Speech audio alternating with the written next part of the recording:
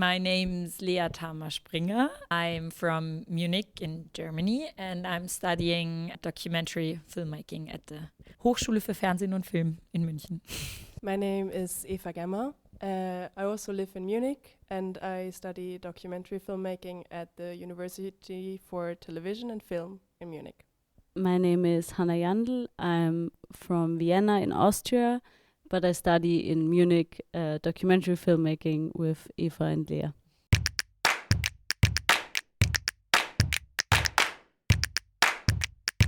So in the beginning, the idea was to make a film about young people in the city and on the countryside. This changed over time. Yeah, there were these two groups and we really liked them, but they were both from the countryside and we were like, okay, what to do now? And then we decided to just take these two groups. It's like the former East Germany and West Germany.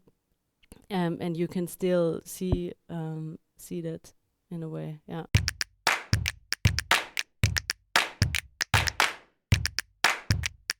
Started with this mindset that we're doing the film together. I think it was important that we did this fly on the wall documentary because like this, it worked out really well to work together because that we could be different with the groups of young people because we were also a group of friends, and so we had kind of this common ground.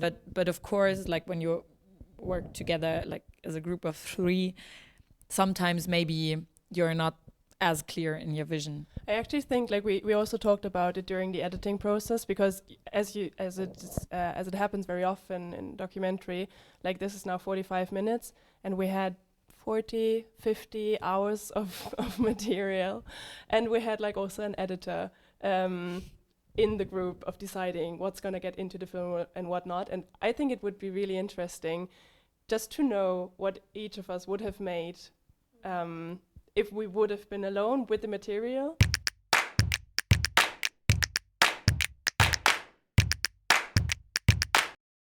I think it's interesting because when we started, we went in there with the idea that we're still kind of like same generation. That was basically one of the first things that we learned, like compared to them, we're pretty old. Like they would not consider us the same generation, but we still have similar questions. I think wherever you are in your life, you're kind of like waiting for a long time for like the feeling of, okay, now I'm grown up, now I'm an adult. But you kind of postpone it in a way. And so we still don't, in some ways we do feel very grown up, in some ways we don't. And so we went in there with similar questions, even though we're like 7, 8, 9 years older than our protagonists. I think that's why everyone's kind of like so busy with those questions from like, I don't know, starting from when you're able to think properly to whenever. It's kind of like open end. Yeah, I sometimes think like the questions you ask yourself in this period of time are the questions you will always ask yourself. But when you're getting older, you just get used to not being able to answer it. And like at this stage of time, you really think, okay, at some point I'm going to find things out about me. And of course that's true, but you will never find like the complete answer. But at this point of time, you really have this like, view in the future where you think you will answer it. And I think the questions are the same in every age. So yeah. But I also think that this coming of age movies, like everyone likes it because it's this very intense time and it's free and there are a lot of hopes and these desires.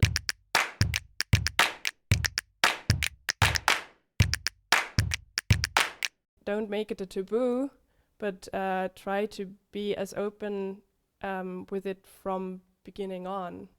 Making it visible through social media or films, I think it's important to relate to role models or people they see, and films are a good thing for that. I think just to see what you could be.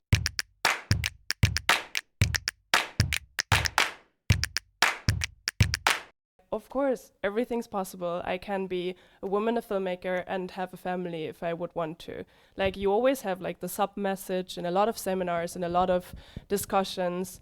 It's like, it's difficult. Like don't count on it. It's a systematic thing, like it's in all, like it is in all other fields, and maybe it is even more a systematic thing if you're like a freelancer, because we don't really have like a social state support. We do have a social state support system, but we don't have a company who pays our rent or whatever if we might get a child, if we're sick, if you're whatever. Like if you're out of your job for a while, you're out of your job for a while and you don't get money. So that's what makes it difficult. So it's not only a gender thing, it is a gender thing, but plus it also is a culture industry thing, it's a freelance thing. Like there's a lot of different topics coming together that have to change, and that have changed already a little bit, and that hopefully will change more for us in the future.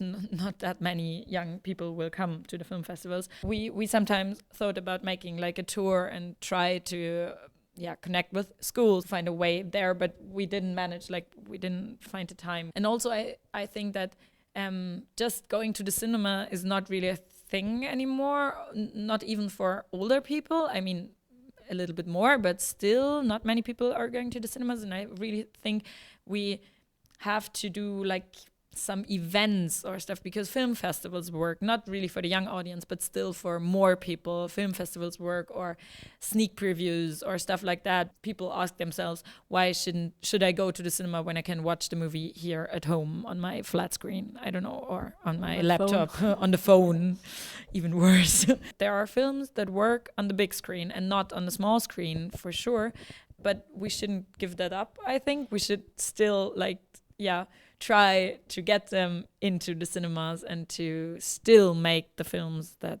work there.